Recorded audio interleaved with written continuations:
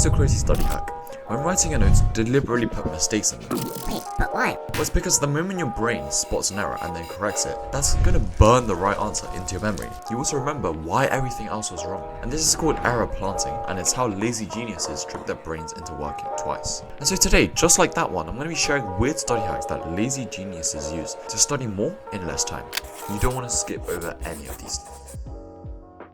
So this one's actually going to straight up sound like academic sabotage, but it's not. It's called neural crossfire, and it basically means you want to study two completely unrelated subjects back to back without a break. Like literally jump from chemistry straight to English literature, or calculus to history. Because when your brain is forced to switch gears too fast, it panics a little, and that panic creates friction. But the craziest part is that friction triggers something called accidental encoding. Your brain starts wiring connections between topics that shouldn't be connected, but that overlap actually cements topics deeper. And this reminds me of that one date hack that for some reason I remember. Whereas you want to take your first date and do a bunch of different activities that are unrelated, like a chill walk in the park, and then go to the arcade, and then like, I don't know, a dinner, because then your brain remembers them better, so they'll remember you better, but it's also going to trick you into thinking that you guys spent a longer time together because you did such unrelated activities. And I have no idea why I remember that. But the point is, that is neural crossfire, and it works exactly the same when studying. The key is randomness.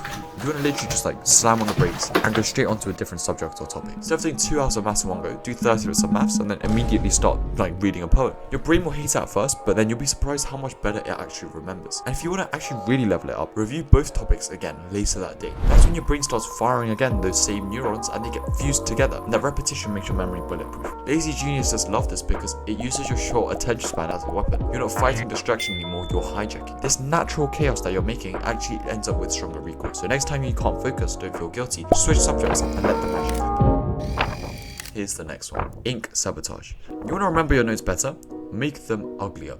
No, seriously, write in colors that are slightly hard to read. Use light blue pens, faint grey ink, or even slightly messy handwriting. Why? Because when your brain struggles to decode your own writing, it activates what psychologists call desirable difficulty, meaning your brain has to work to process it. Think of it like mental weight training. You're adding a bit of friction to your recall muscles actually grow. And that extra effort literally locks the memory in deeper. A lot of the time when we make notes, you end up skimming over them, right? You don't actually think about the information that's written there. And so the goal is to create just enough difficulty that your brain can't go into this autopilot mode, and you actually have to think about what's written. And top students do this because it's passive discipline. Try this. Pick one topic and rewrite your summary notes using a pen color that's slightly faint, or maybe just deliberately miss words out. And then wait 2 days and then try and recall them. You'll be shocked how much you actually remember by doing this compared to just normal notes.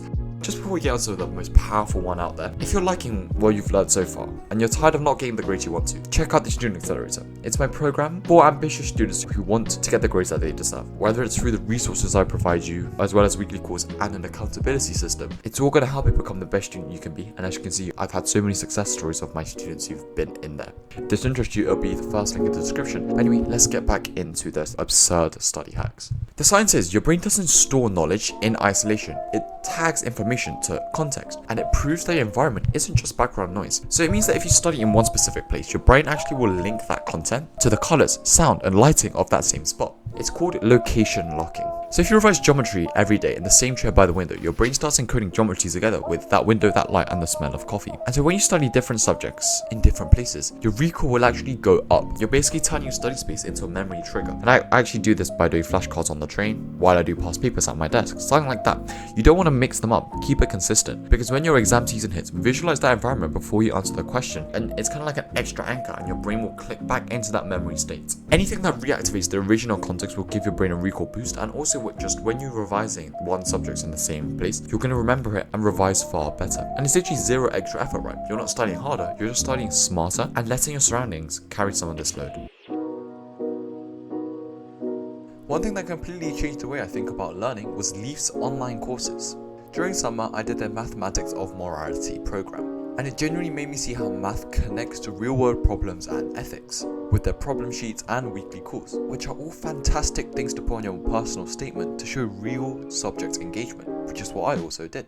So if you're 15 to 19 and you want to explore how your subject can actually help others, Leaf's courses are perfect. They're run by committed and friendly students studying these subjects at Oxbridge, help with uni prep, and there's even free access if you need it, so there's no reason to not apply. The priority deadline is 15th of December, so check out leaf.courses, links below. Moving on to the last one, and this one will sound really weird. You probably heard me say that the best way to learn something is to teach it, right? It's the feynman. But we're taking that and completely flipping it. It's called reverse teaching, and here's how it works.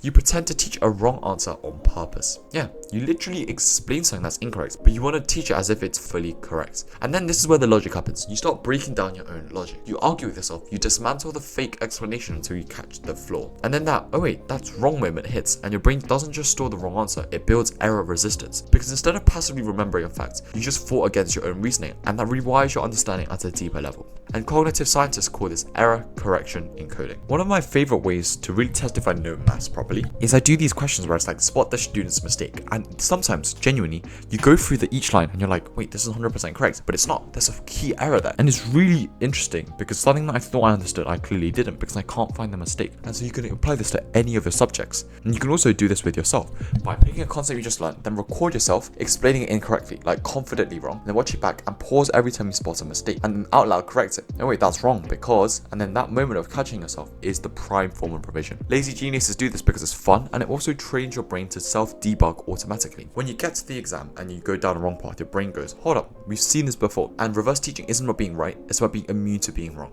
You can also ask AI to be like, can you explain the heart, but deliberately put in an error and see if I can spot it. That is one of the prime, most fun and best ways to revise. And so yeah, those are the weirdest and most powerful study hacks that lazy geniuses use. You're tricking your brain into working for you. Error planting, ink sabotage, neural crossfire, reverse teaching, location lock. And if you want this to go deeper, I've built a complete study system on hacks like this, and this is exactly what we do in the Student Accelerator. I'll take you by the hand and help you design your perfect lazy genius study system. And if you're tired of feeling you have to study harder than everyone else just to keep up, this is how you start studying smarter than everyone else. Join the Student Accelerator and build your own system, and your exams will look effortless. As always, I'll see you in the next video, and hopefully you found this video useful. If you did, please leave a comment below, and I'll see you in the next video.